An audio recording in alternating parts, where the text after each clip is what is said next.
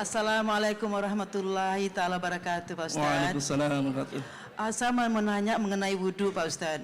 Dari kecil itu saya mendengar bolak-balik different pendapat gitu, Pak Ustaz.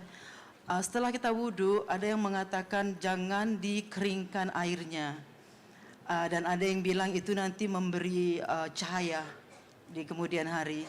Jadi saya kadang-kadang kalau lagi musim dingin itu susah gitu loh Pak Ustaz. Jadi mau meyakinkan yang mana jawaban yang benar gitu Pak Ustaz. Terima kasih sebelumnya Pak Ustaz.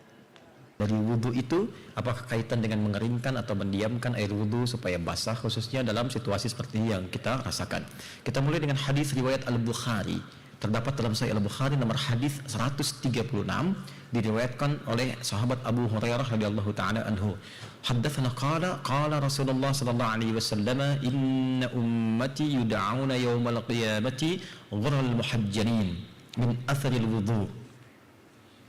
Sungguh kata Nabi sallallahu alaihi wasallam, umatku itu akan dipanggil di hari kiamat dengan cahaya yang memancar dari bagian tubuhnya. Kelihatan. Ada yang mengibaratkan ghurral muhajjalin itu seperti kuda putih di tengah lautan kuda-kuda hitam. Seperti bersinar. Dari apa? Min atharil wudu. Ya, min atharil wudu. Ada terusan hadisnya, atau kama qala Rasulullah sallallahu alaihi wasallam, faman yastati an yutila ghurratahu falyaf'al. Siapa yang mampu memanjangkan. Nah, ini yang mungkin di sini yang dimaksudkan. Cahayanya itu silahkan lakukan. Baik, yang dimaksud cahaya wudu di sini ulama berbeda-beda pendapat.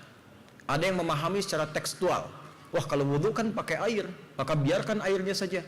Nggak usah diusap, nggak usah dikeringkan. Ini adalah bagian dari memanjangkan cahaya. Ya. Ada yang kedua memahami bahwa lebihkan sedikit supaya cahayanya makin memanjang. Jadi kalau basuh tangan sampai siku, lebihkan dikit. Tuh. Ada yang memahami sampai situ. Tapi dari pemahaman itu, kami cenderung pada yang ketiga, karena ini sesuai dengan makna dasarnya. Apa yang dimaksudkan? Cahaya yang dimaksudkan dari hasil wudhu itu bukan melekat kepada benda air dan semacamnya, bukan. Yang dimaksudkan dampak wudhunya.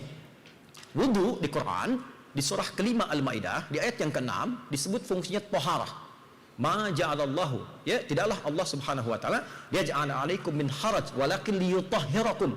Allah tidak menghendaki kesulitan padamu saat berwudhu, tapi tujuannya mentoharahkan engkau. Ada toharah, ada nadhafah, itu beda. Nadhafah membersihkan luar fisik, ya. Taharah membersihkan luar dan dalam.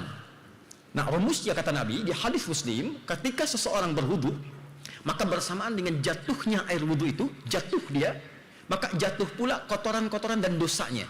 Di kotoran fisiknya jatuh, dosanya hilang. Seperti tadi saya terangkan waktu siang. Maksudnya apa?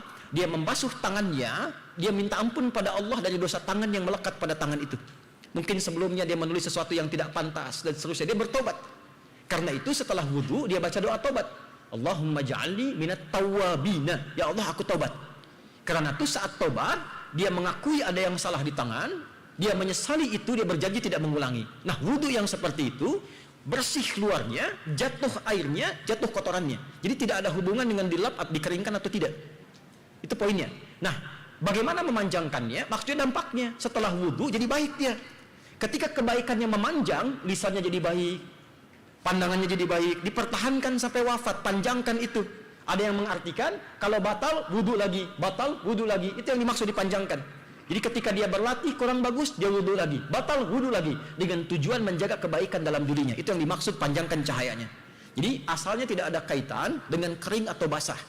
Jadi tidak usah dipaksakan, karena din itu yusrun, bukan usrun. Agama memudahkan, bukan menyulitkan. Anda bayangkan zaman Nabi saja ada yang dimarahi oleh Nabi. Seorang sahabat kurang ilmu berfatwa. Apa fatwanya? Maaf, ada kecelakaan malam hari, ya. Normal sebetulnya bukan kecelakaan, dia berhubungan suami istri, musim dingin mau mandi susah, kedinginan. Kata sahabat, gak bisa junub mandi katanya. Ya gak bisa, dia mandi meninggal. Begitu meninggal, laporkan ke Nabi, Nabi marah. Kamu ini kalau kurang ilmu jangan berfatwa, kata Nabi. Tobat dia dan sebagainya, kan bisa tayamum. Akhirnya muncullah di situ kemudian ajaran tentang tayamum. Ya, diantaranya turun surah-surah Al-Quran seperti terusan tadi dari Quran surah kelima ayat yang ke-6. Jadi yang ingin saya maksudkan di sini, jangan sampai memaksakan sesuatu yang menjadikan madarat dengan pemahaman yang mungkin baru sebagian didapatkan. Jadi kalau ibu sudah berwudu musim dingin dan kedinginan, lap aja sampai kering. Jelas ya? Panjangkan dengan aspek yang lain.